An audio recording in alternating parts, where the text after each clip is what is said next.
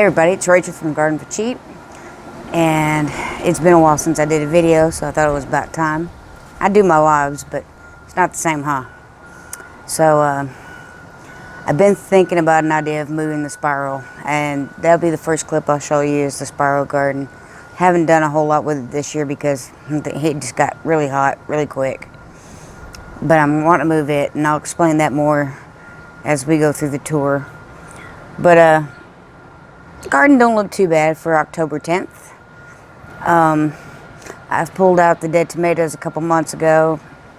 Planted some black-eyed peas in their spot and a few other places. I decided to grow some red corn. It's doing pretty good. I planted 4 zucchini plants. Not sure if I'll get any before the frost, but you know, why not? Pepper plants are still going strong. Cucamelons are still there. I had some baby ones, but I think they dried up because of the heat, because it has been hot.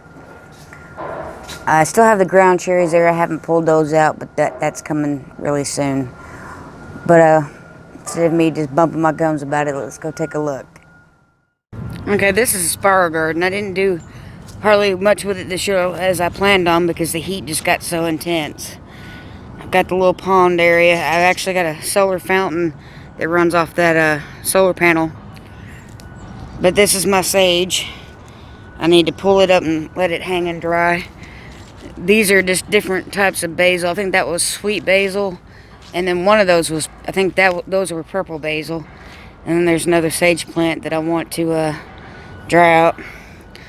But last year I had flowers planted all around here. And I actually had one volunteer flower, but it died already. That one there is a lavender that my neighbor had given me last year. And it came back. And this is my rosemary. And I actually started that rosemary from seed last year. There's the pond. There's actually a couple minnows in there that eat the larvae. But when the leaves fall in the pond, it taints the water, makes it look like tea. Basically, that's what it is. But I really want to move this over there. And I know that's going to be a lot of work. But I want to redo the siding, and I want to use a little bit of mortar to hold the stones in place. Because as the water comes down and flows downward, the dirt goes with it because I didn't put wall stoppers, which I should have done. But I just wasn't thinking at the time. But you can see the wall is kind of going inward, and the dirt has been flowing downward. So I really want to rebuild it. So if I have to rebuild it, I might as well go ahead and move it. Even though that's going to be a lot of work. But I'm going to wait until probably maybe a couple weeks to maybe even November when it's cooler. Almost, you know, to the point of being cold outside. That way I don't have a heat stroke. Because I built this thing in July of last year and it was hot. I was given some more sand and pebbles for around that area. But I just haven't used it yet, so. Yep, there's the spiral. Alright. There she is. Nome Country. That bed's still empty. I haven't got any soil for it. I do have leaves and rabbit manure and all that other stuff, but there's still some things I'm missing to mix it up. And as we come in here, I have my pepper plants. I have this one in a cage that keeps leaning forward. Storm has really done its toe on it. But you can see I've got plenty of bell peppers. If you've watched my channel, you know I didn't buy any bell pepper seeds, but I did start this plant from seedling, acclimated it, brought it out here, and come to find out it's a bell pepper plant. And this one, and that one are banana pepper plants, and I really need to harvest my banana peppers. Behind there is the ground cherries I was talking about that I don't really care for. I had watermelon and cucamelons on this side, and cantaloupe and cucamelons on this side. And right now the only thing is growing is pretty much the cucamelon. If you've never tried it, you really should. They're the size of the grape, look like a watermelon, taste like a cucumber but with a little lemon kick.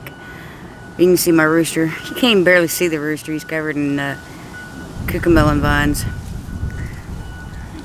But as we come over here, you see all my black-eyed pea plants. This is my first year growing them. They're doing pretty good. I'm pretty impressed with them. I think these pods right here were the first ones to grow. And they're probably ready to harvest. I don't know, I have to do a little more research. And then there's the purple basil. And this is my cayenne pepper plant. It's got plenty of peppers on it. It's a volunteer. I didn't even plan on growing one this year. And I think that's like a sweet basil. I planted so many it's hard to tell. These here are the apple peppers I talk about in my live a lot. They're, I've got a plane going over. Hang on just a second. Plane.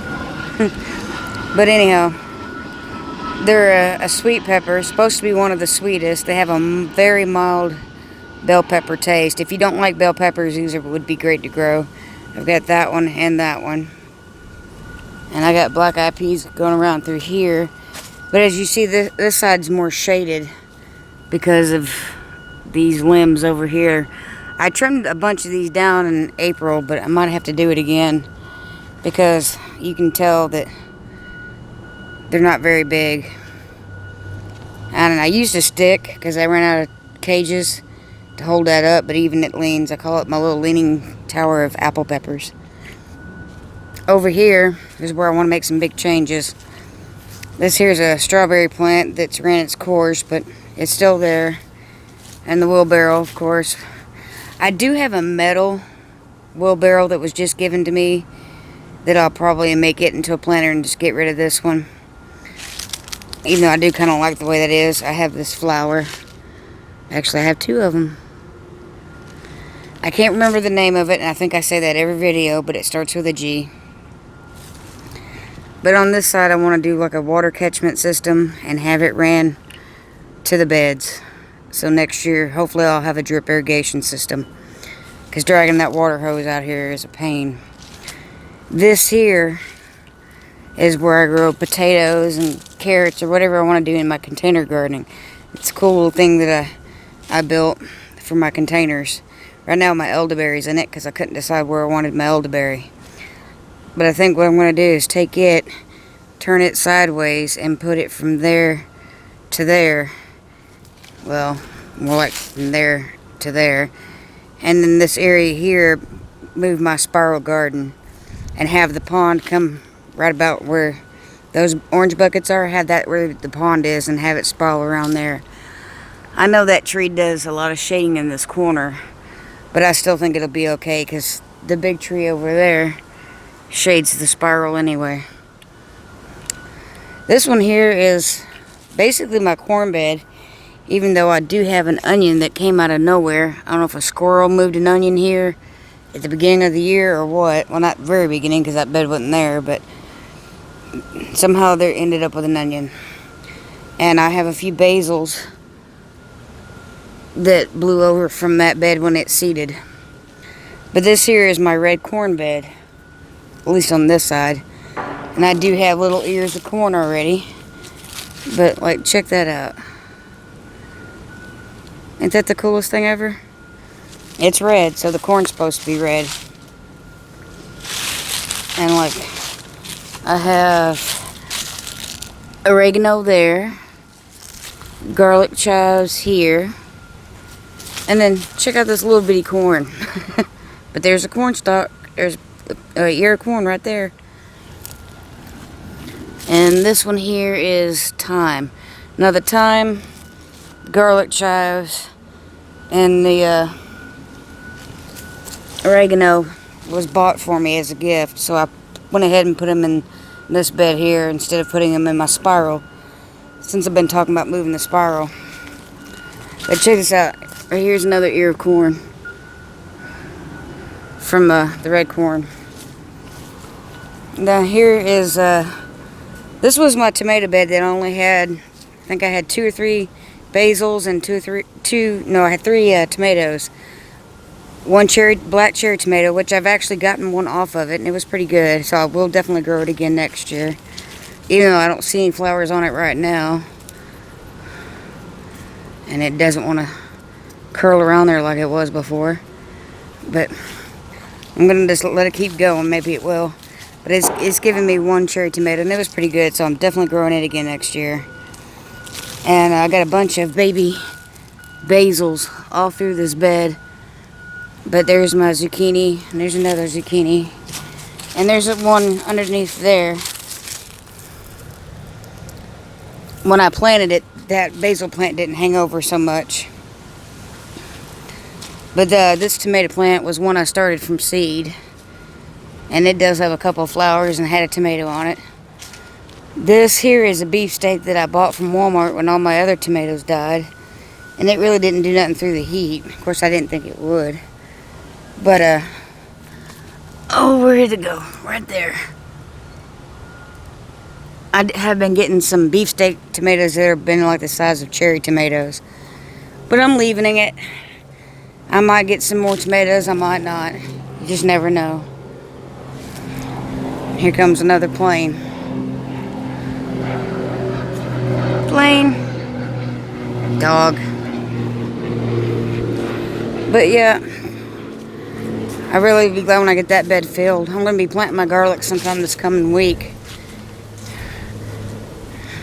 But that's about it. Well, I want to do something over here too. See how I have the fire pit right there? I want to be able to put something like across from it that's about the same size, and then I'm going to get another cattle panel to go from this big bed to the bed with the tomatoes in it and the zucchini. That way I have matching cattle panels, and then I'll have the spiral garden in the back with a pond. So that's kind of my thought, my idea, a plan, but who knows. But yep, there we go. Nome Country Garden. October update.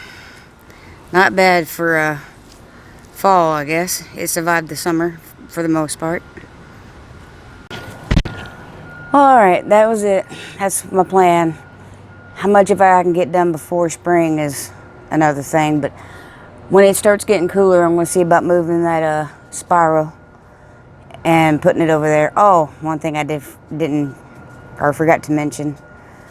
I'm going to see about working on building a gnome village around the spiral, and maybe have their own little bed back there. It has like a whole little village. Got that idea from the Broussards. But that'll be in other videos to come. So if you didn't watch it to the end, you won't know until it happens. So, score. Anyway, I'm going to hurry up and finish this video and get it uploaded for today. But God bless and peace.